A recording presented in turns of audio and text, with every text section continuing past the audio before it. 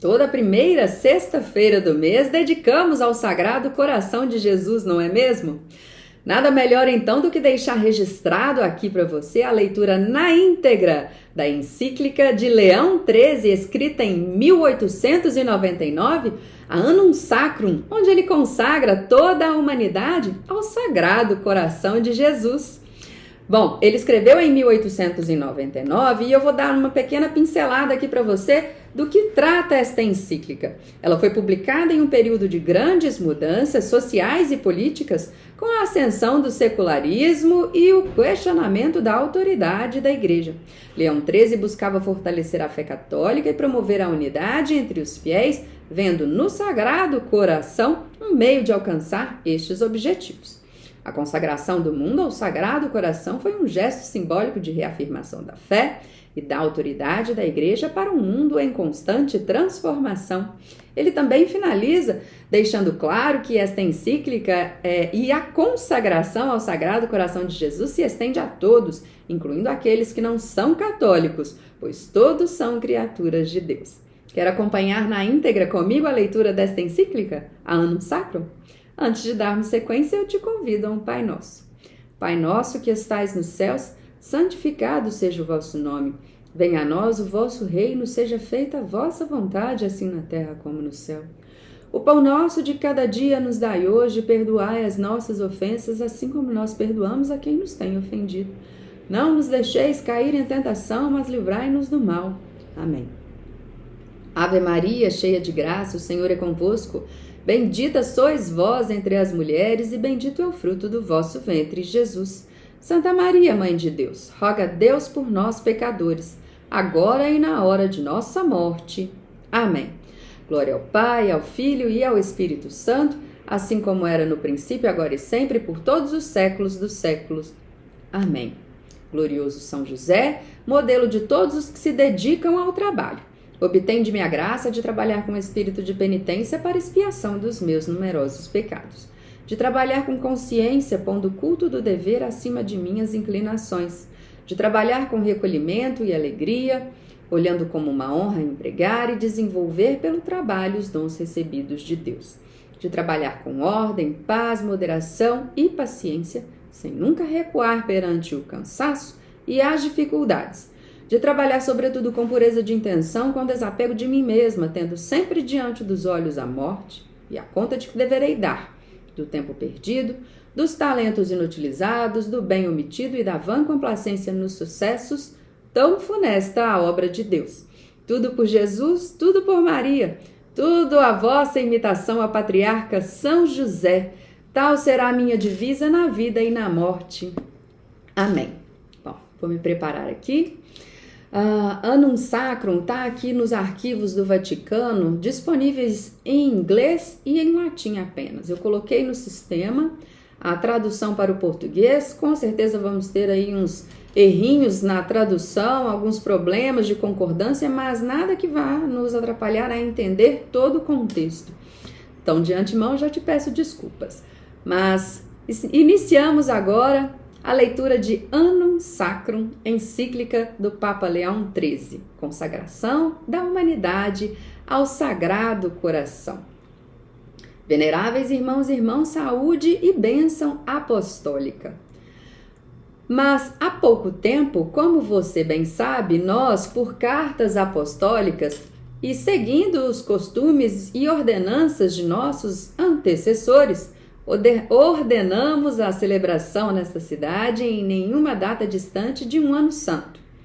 E hoje, na esperança e com o objetivo de que esta celebração religiosa seja realizada de forma mais devota, traçamos e recomendamos um projeto impressionante, do qual, se todos o seguirem com boa vontade, não esperamos excessivamente benefícios extraordinários e duradouros para a cristandade em primeiro lugar, e também para toda a raça humana.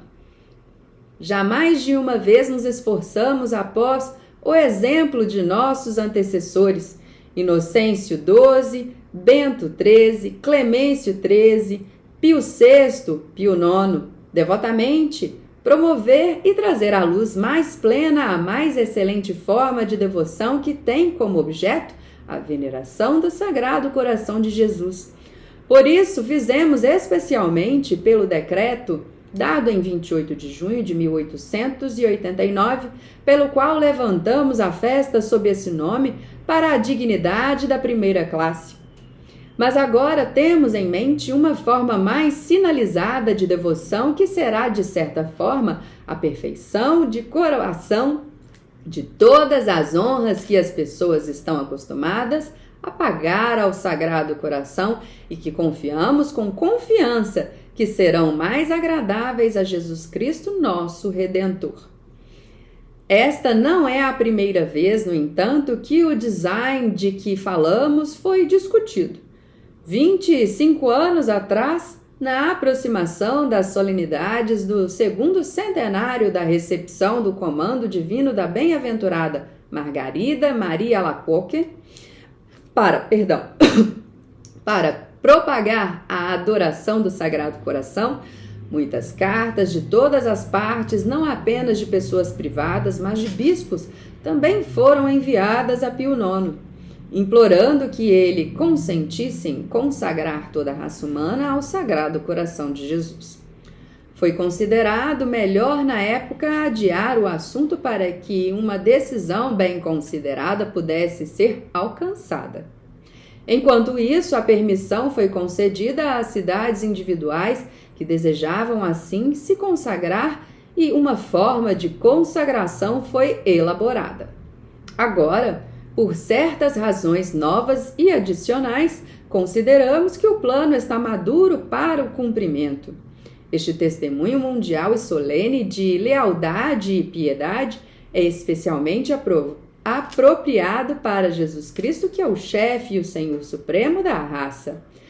Seu império se estende não apenas sobre as nações católicas e aqueles que, tendo sido devidamente levados às águas do Santo Batismo, pertencem de direito à Igreja, embora opiniões errôneas se desviem ou a dissidência de seu ensino os corta de seus cuidados. Compreende também todos aqueles que são privados da fé cristã, de modo que toda a raça humana está verdadeiramente sob o poder de Jesus Cristo. Pois aquele que é o Filho unigênito de Deus Pai, tendo a mesma substância com ele e sendo o brilho de sua glória e a figura de sua substância, necessariamente tem tudo em comum com o Pai e, portanto, pode ser soberano e, portanto, poder soberano sobre todas as coisas. É por isso que o Filho de Deus fala de si mesmo através do profeta: mas sou nomeado rei por ele sobre Sião, sua montanha sagrada. O Senhor me disse: tu és meu filho, hoje eu te gerei. Peça-me e eu lhe darei os gentios por sua herança e as suas maiores partes da terra por sua posse. Salmo 2. Por essas palavras, ele declara que tem poder de Deus sobre toda a igreja, que é significada pelo Monte Sião, e também sobre o resto do mundo para seus fins mais extremos. Sobre qual fundamento se repousa este poder soberano é suficientemente claro pelas palavras: tu és meu filho, pois pelo próprio fato de que ele é filho do Rei de todos, ele também é o herdeiro de todo o poder de seu pai. Daí as palavras: eu te darei os gentios para a tua herança, que são semelhantes às usadas por Paulo, o apóstolo, a quem ele nomeou herdeiro de todas as coisas. Mas devemos agora dar a consideração muito especial às declarações feitas por Jesus Cristo, não através dos apóstolos ou dos profetas, mas por suas próprias palavras. Ao governador romano que lhe perguntou: você é um rei então? Ele respondeu sem hesitar: tu disses que eu sou um rei. E a grandeza deste poder e a falta de limites de seu reino é ainda mais claramente declarada nestas palavras aos apóstolos: todo o poder é dado a mim no céu e na terra. Está em Mateus. E se então todo o poder foi dado a Cristo, segue-se de necessidade que seu império deva ser supremo, absoluto independente da vontade de qualquer outro, de modo que ninguém seja igual ou igual a ele. E uma vez que foi dado no céu e na terra, deve ter o céu e a terra obedientes a ele. E, na verdade, ele agiu sob seu direito extraordinário e peculiar quando ordenou que seus apóstolos pregassem sua doutrina sobre a terra, reunissem todos os homens em um só corpo da igreja, pelo batismo da salvação, e os vinculassem por leis que ninguém poderia rejeitar sem arriscar sua salvação eterna. Mas isso não é tudo. Cristo reina não apenas por direito natural como Filho de Deus, mas também por um direito que ele adquiriu, pois foi ele quem nos roubou do poder das trevas, está em Colossenses, e se deu para a redenção de todos. Portanto, não apenas os católicos e aqueles que receberam devidamente o batismo cristão, mas também todos os homens, individual e coletivamente, tornaram-se para ele um povo comprado. São as palavras de Agostinho, portanto, ao ponto quando ele diz: você pergunta que preço ele pagou? Veja o que ele deu a você e entenderá quanto ele pagou. O preço era o sangue de Cristo, o que poderia custar tanto, mas o mundo inteiro e todo o seu povo. O ótimo preço que ele pagou foi pago por todos. Como acontece que os próprios infiéis estão sujeitos ao poder e domínio de Jesus Cristo, é claramente mostrado em São Tomás, que nos dá a razão e sua explicação.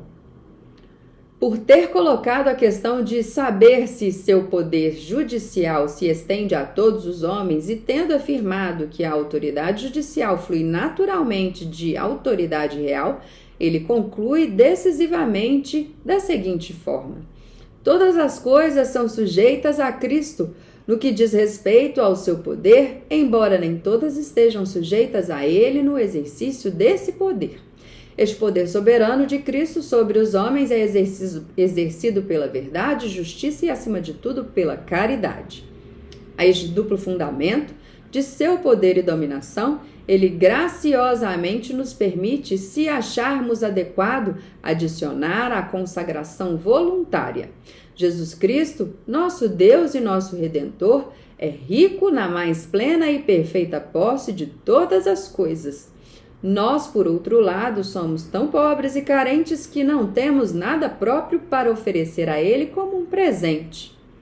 Mas, no entanto, em sua infinita bondade e amor, Ele não se opõe de forma alguma à nossa doação e consagração a Ele, o que já é dele, como se fosse realmente nosso. Não longe de recusar tal oferta, Ele a deseja positivamente e pede por ela. Meu filho, me dá o teu coração. Somos, portanto, capazes de agradar a Ele pela boa vontade e pelo afeto de nossa alma, pois ao nos consagrarmos a Ele, não apenas declaramos nosso conhecimento aberto e livre e a aceitação de sua autoridade sobre nós, mas também testemunhamos que, se o que oferecemos como presente fosse realmente nosso, ainda o oferecíamos com todo o nosso coração. Também imploramos a Ele e Ele se abeste para recebê-lo de nós, embora claramente seja dele. Tal é a eficácia do ato de que falamos, tal é o significado subjacente às nossas palavras.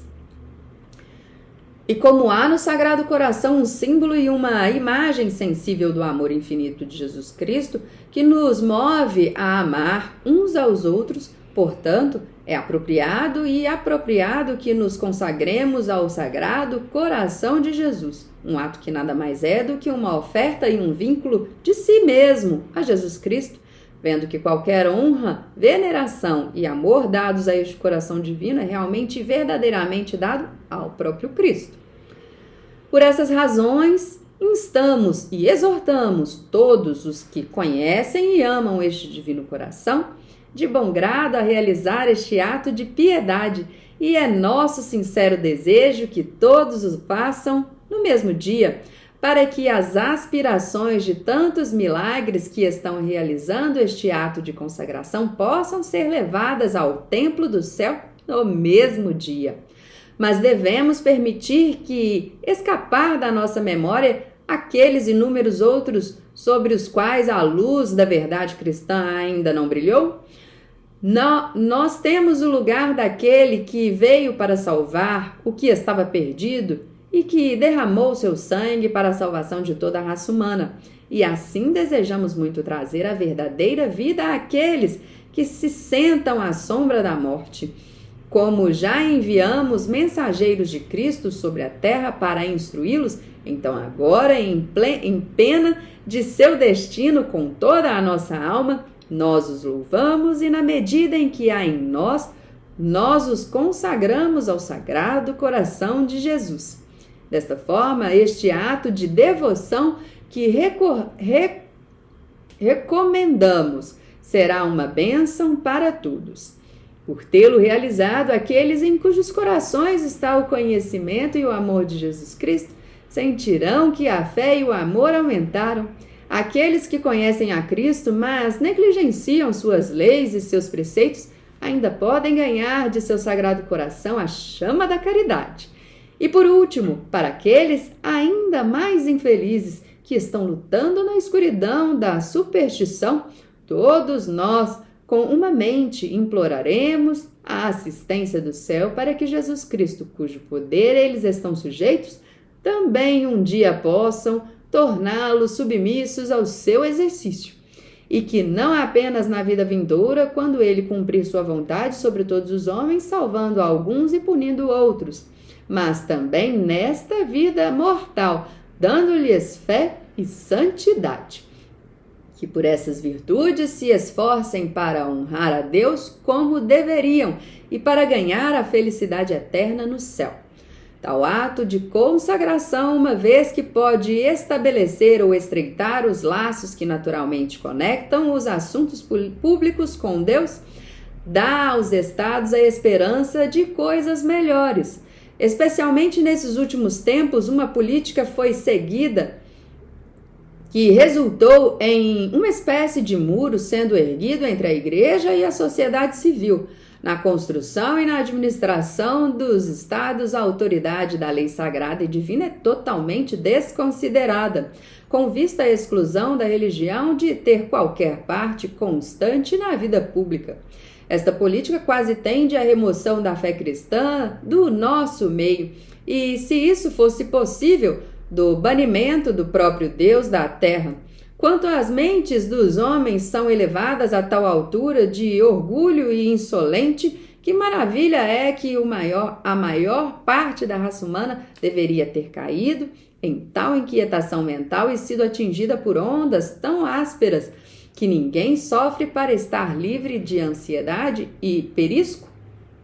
Quanto à religião, é uma vez descartada, segue-se de necessidade que os fundamentos mais sóbrios do bem-estar público devam dar passagem quanto Deus para infligir aos seus inimigos a punição que eles tão ricamente merecem.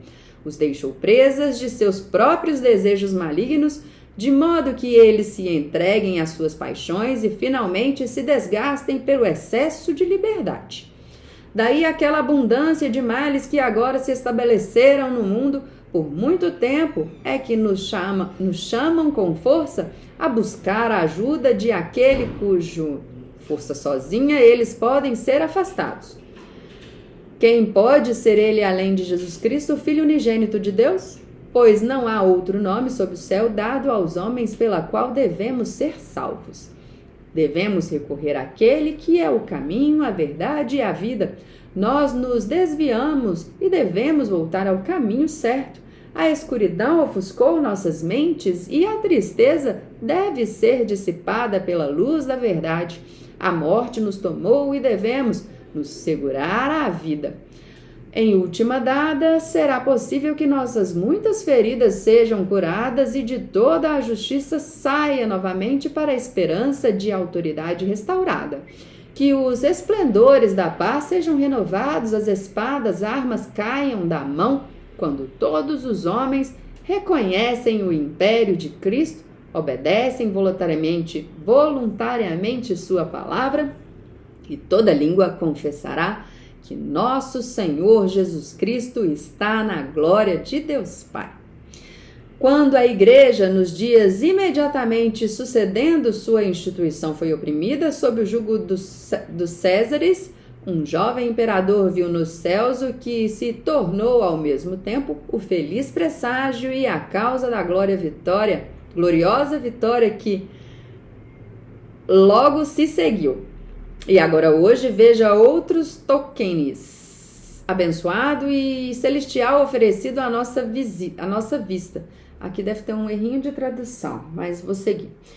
O coração mais sagrado de Jesus, com uma cruz subindo dele e brilhando com esplendor deslumbrante em meio a chamas de amor. Nesse sagrado coração, todas as nossas esperanças devem ser colocadas e, a partir dele, a salvação dos homens não será buscada com confiança. Finalmente, há um motivo que não estamos dispostos a passar em silêncio. Pessoas para nós mesmos, é verdade, mas ainda bom e pesado, que nos leva a realizar esta celebração. Deus, o autor de todo bem, não faz muito tempo preservou nossa vida curando-nos de uma doença perigosa. Desejamos agora, por este aumento da honra paga ao Sagrado Coração, que a memória dessa grande misericórdia seja trazida de forma proeminente e que nossa gratidão seja reconhecida publicamente. Por essas razões, ordenamos que nos dias 9, 10 e 11 do próximo mês de junho, na igreja principal de cada cidade-vila, certas orações sejam ditas e a cada um desses dias seja adicionada às outras orações a ladainha do Sagrado Coração, aprovada por nossa autoridade. No último dia, a forma de consagração será recitada, que, veneráveis irmãos, enviamos a vocês com essas cartas. Como uma promessa de benefícios divinos e em sinal de nossa benevolência paterna para você e para o clero e pessoas comprometidas com os seus cuidados, concedemos amorosamente ao Senhor a bênção apostólica. Dado em Roma, em São Pedro, no dia 25 de maio de 1899, o 22º ano do nosso pontificado, Leão XIII. Bom, finalizamos então que possamos verdadeiramente agora, nesta primeira sexta-feira do mês, eu estou falando essa gravação está sendo feita no dia 28 de julho, uma segunda-feira, na próxima sexta-feira, que começamos o mês de agosto, a consagração de toda a humanidade ao Sagrado Coração de Jesus. Bom, se esta encíclica te ajudou a conhecer um pouco mais das nossas riquezas da Igreja Católica através dos papas que já passaram por nosso caminho, deixe seu like, compartilhe, ajude a levar este conhecimento a mais pessoas. Glória ao Pai, ao Filho e ao Espírito Santo, assim como era no princípio, agora e sempre, por todos os séculos dos séculos. Amém. Até mais.